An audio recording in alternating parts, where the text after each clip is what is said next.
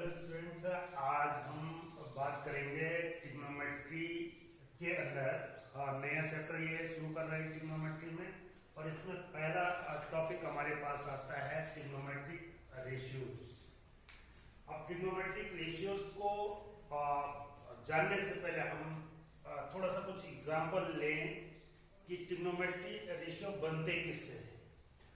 तो हम जानते हैं कि हमने ट्रायंगल्स, कई प्रकार के ट्रायंगल्स के बारे में स्टडी की है और कुछ प्रैक्टिकल सिचुएशन ऐसी होती हैं जिन पर उनको यूज किया जा सकता है। उदाहरण के लिए कि आपके बुक का ये उदाहरण ले लें कि माना कि कुछ बच्चे कुतुब मीनार को देखने गए और ये एक कुतुब मीनार है, सपोज करिए ये कुतुब मीनार है और बच्चे यहाँ पर खड़े हैं। ये बच्चे मीनार को देख रहे हैं और वो चाहते हैं कि इस मीनार की हाइट कितनी होगी, इसकी हाइट वो ज्ञात करना चाहते हैं। तो यहाँ पर जो स्थिति बनती है ये, और मैथमेटिकली हम इसको ये मान सकते हैं कि ये एक राइट ट्रायंगल है और ये इनकी दृष्टि लाइन है जिससे ये देख रहे हैं माना। तो ये एक प्रकार का राइट एंगल ट्रायंगल हमें मिलता है। इसी प्रकार से अगर कोई किसी छत पर खड़ा है, माना ये एक भवन है और इस भवन के ऊपर कोई खड़ा है, यहाँ पर कोई बच्चा खड़ा है या कोई ऑब्जर्वर खड़ा है और ये कोई नीचे रखी हुई कोई वस्तु है दूर, उसको देख रहा है। तो इसको देखने पर, इस वस्तु को देखने के लिए उसको एक दृष्टि लाइन वो डाल रहा है, तो वो कितनी दूर है ये जानना, या वो इस भवन से कितनी दूरी पर है, इस दूरी को ज्ञात करने के लिए उसको कोई ना कोई मैथमेटिकल सोर्स, मैथमेटिकल फॉर्मूले की जरूरत पड़ेगी। इसी प्रकार से ये हो सकता है कि आसमान में बैलून उड़ रहा है और वो उस बैलून को देख करके उसकी पोजीशन बदल रही है, तो किस प्रकार से हम उसका अनुमान लगाएंगे।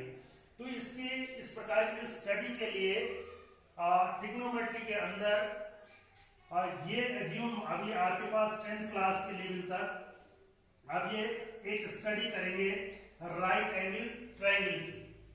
तो राइट एंगल ट्रायंगल में रेशियो जानने से पहले हम थोड़ा सा राइट एंगल ट्रायंगल में जो पार्ट्स होते हैं उनके बारे में थोड़ा समझ लें।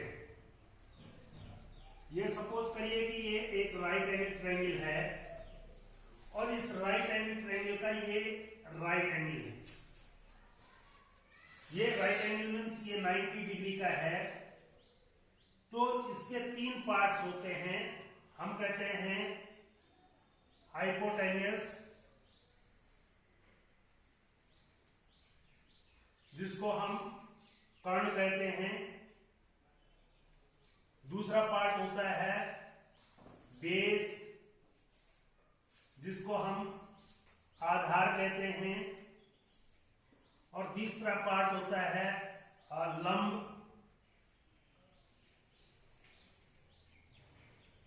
परपेंडिकुलर, जिसको हम लंब कहते हैं हिंदी में। तो ये 3 पार्ट हैं, अर्थात हम वैसे भी जानते हैं कि कोई ट्रायंगल का मतलब होता 3 लाइन सेगमेंट से बनी हुई आकृति। सपोज इसका नाम दे देता हूं मैं ए, बी और सी। अभी तक जनरल स्टूडेंट्स के दिमाग में ये होता है कि वो हाइपोटेन्यूस को पहचानता है, लेकिन बेस और परपेंडिकुलर को पहचानने में वो कंफ्यूज करता है। अगर हम ऐसे में सीधा पूछते हैं कि इसका परपेंडिकुलर कौन सा है, तो सिंपली जो लाइन खड़ी होती है उसको हम परपेंडिकुलर कह देते हैं, लंब कह देते हैं बीसी, और ए बी उसका आधार कह देते हैं। लेकिन जब ट्रिग्नोमेट्री के अंदर आप अध्ययन करेंगे तो इस चीज को थोड़ा दूसरे ढंग से हमको समझना पड़ेगा, और वो है कि इस 90 डिग्री के सामने की जो साइड होगी, जो भुजा होगी, that is always the longest side and it is called hypotenuse.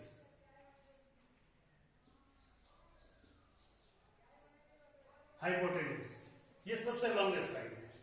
अब दो चीजें आती हैं कि किसको बेस कहें और किसको परपेंडिकुलर कहें, तो इसको समझना बहुत जरूरी है। इनको तभी हम डिसाइड करेंगे जब हमारे पास एंगल पता होगा। एंगल पता का मतलब किस एंगल के परपेक्ष में हम बेस, आधार या परपेंडिकुलर लंब की बात कर रहे हैं। फॉर एग्जाम्पल, अगर मैंने ये कंसीडरिंग एंगल ले लिया, ये थीटा है, तो डेफिनेटली थीटा के जो सामने की जो साइड होगी वो क्या कहलाएगी? परपेंडिकुलर।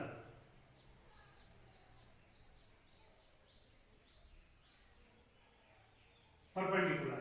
और थीटा को बनाने वाली जो दूसरी साइड होगी उसको कहेंगे बेस, या इसी को आधार कह लीजिए आप, राइट। अब कुछ देर के लिए दूसरे एग्जाम्पल पर चलते हैं कि वही ट्रायंगल बना रहा हूं मैं। ये ट्रायंगल है राइट एंगल ट्रायंगल, और ये पोजीशन है ये 90 डिग्री का है। तो अगेन ये जब 90 डिग्री का है तो हमने बाय डेफिनेशन कहा है कि what is the hypotenuse? Hypotenuse is that side which is opposite to 90 degree, अर्थात जो समकोण के सामने की भुजा होगी वो हाइपोटेनियस होगी। Hypotenuse, right. अब मैंने एंगल ये ले लिया है थीटा, तो चित्र वही है, सेम चीज है, बट चेंज क्या हुआ? जो कंसीडरिंग एंगल है वो चेंज हो गया है। पहले ये वाला था ए, बी और सी, अब हमने सी एंगल को कंसीडरिंग एंगल ले लिया, तो अब ये परपेंडिकुलर नहीं होगा, बल्कि परपेंडिकुलर कौन सा हो जाएगा? ये।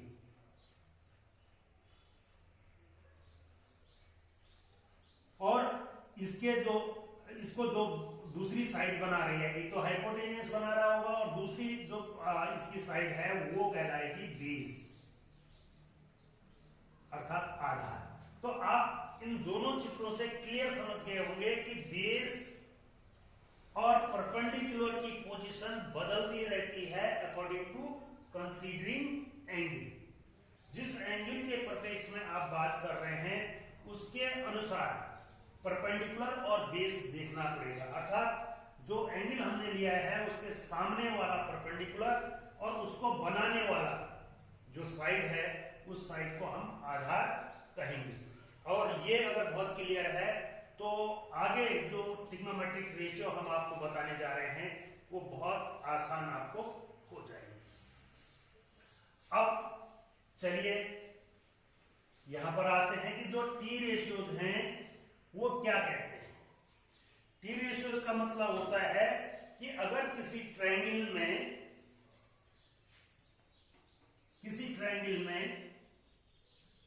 अगर हमारे पास तीन चीजें दी गई हों तो चौथी चीज हम निकाल सकते हैं। अर्थात कहने का मतलब यह है कि जो एंगल हम ले रहे हैं वो एंगल भुजाओं के ट्रिग्नोमेट्रिक रेशियो के रूप में व्यक्त किया जा सकता है। मींस अगर हम इसका ए बी अपॉन ए सी का रेशियो देखें तो ये पहला टी रेशियो हमको देता है। इन दोनों का जो अनुपात है वो क्या कहलाएगा? Perpendicular upon hypotenuse. ठीक है, ये हुआ perpendicular upon hypotenuse is equal to how much? इसको एक टी रेशियो कहा गया और इस टी रेशियो को रिप्रेजेंट करते हैं हम sine theta, sine of that angle. अब ये जो रेशियो होगा we always learn this, sine theta is equal to perpendicular upon hypotenuse. In same way दूसरे रेशियो को परपेंडिकुलर के साथ अगर मैं बेस का ले लूं, अर्थात B C upon A C is equal to base upon hypotenuse is equal to how much, that is cos of theta, right. अगर ये दो आपको याद हैं तो रेस्ट ऑफ जो 4 हैं वो इसी के माध्यम से आप निकाल सकते हैं। बेसिकली आपको ये दो याद रखने हैं कि perpendicular upon hypotenuse sine theta होता है और base upon hypotenuse cos theta होता है। इस प्रकार से यहां पर तीसरा, चौथा, पांचवा और छठवां ट्रिग्नोमेट्री को बिल्ड करने के लिए ये 6 रेशियोज हमारे पास होंगे। और ये 6 रेशियोज का मतलब है ठीक उसी प्रकार से जैसे मैथमेटिक्स के लिए नंबर्स होते हैं, भाषा के लिए अल्फाबेट्स होते हैं, वैसे ही ट्रिग्नोमेट्री को आगे बढ़ाने के लिए ये 6 रेशियो के आधार पर हम आगे चलेंगे। और इन 6 रेशियो को आपको ठीक से समझना पड़ेगा। ये अगला जो है वो इन दोनों का रेशियो होता है, और इन दोनों का रेशियो मीन्स इस साइन थीटा बटे कॉस थीटा, अर्थात ए बी बटे ए सी बटे बी सी बटे ए सी कर दो मैं, तो ये सीधा सीधा आ जाएगा ए बी बटे बी सी, अर्थात perpendicular upon base. Base is equal to how much? This is known as tan theta। और अगर इस tan थीटा को उल्टा कर दूं, उल्टा करने का मतलब हो गया बी सी बटे ए सी, अर्थात बेस अपॉन परपेंडिकुलर।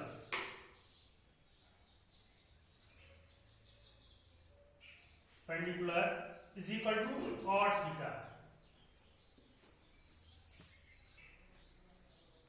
ये इसका उल्टा हो गया तो BC अपॉन AB, इसको करेक्ट कर लीजिए। और next one is the opposite of this, reciprocal of this, that is AC upon BC is equal to hypotenuse upon base is equal to sec theta.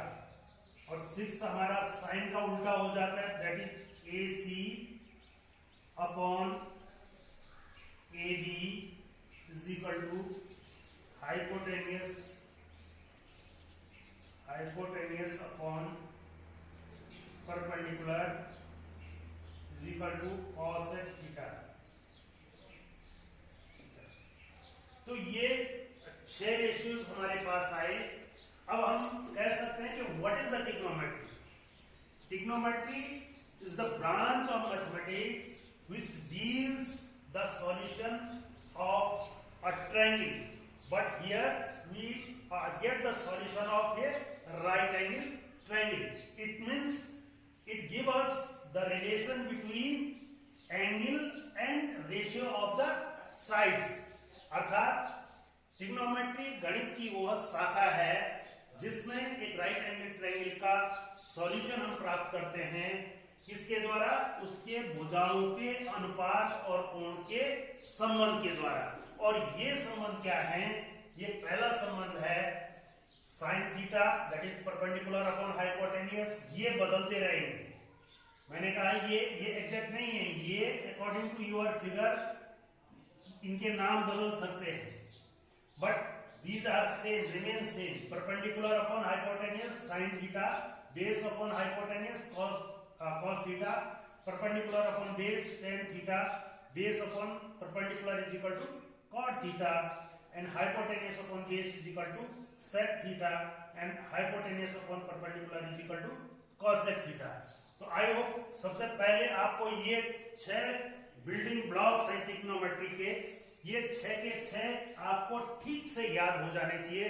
और जब ये आपको याद होंगे तो उसके बाद हम आगे आपको बताएंगे तो किस प्रकार से इनका यूज हम करते हैं।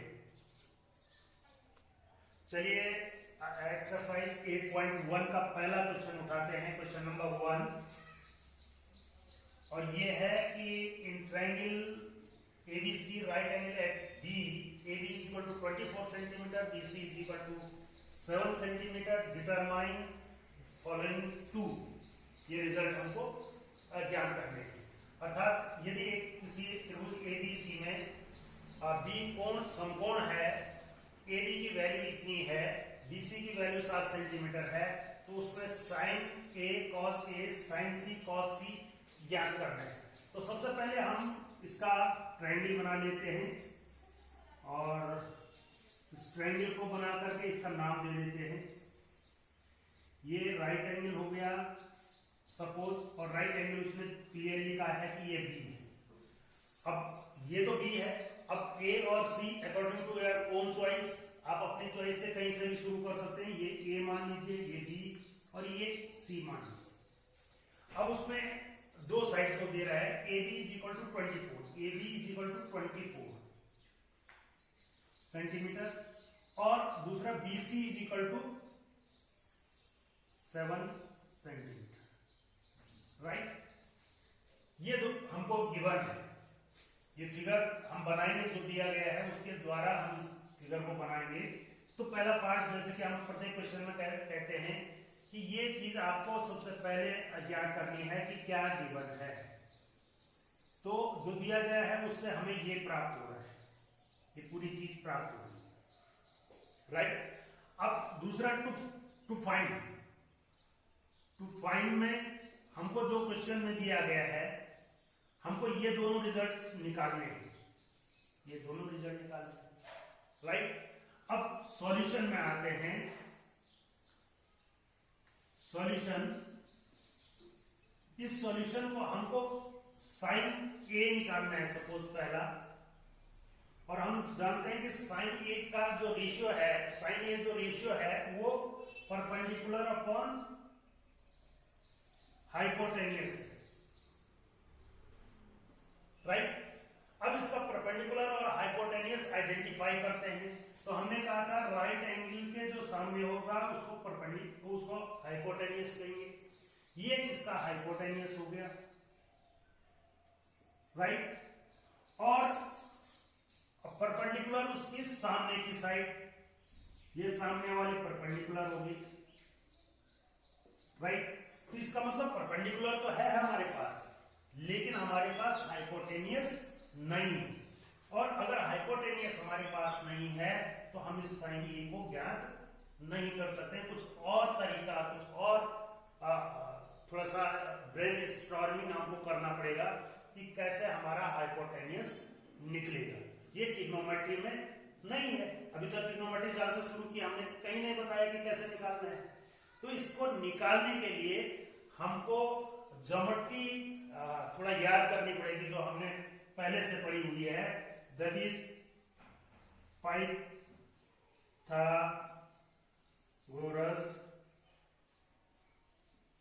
थ्योरम। वो क्या कहता है कि हाइपोटेन्यूस का square AC square is equal to AB square plus BC square, right.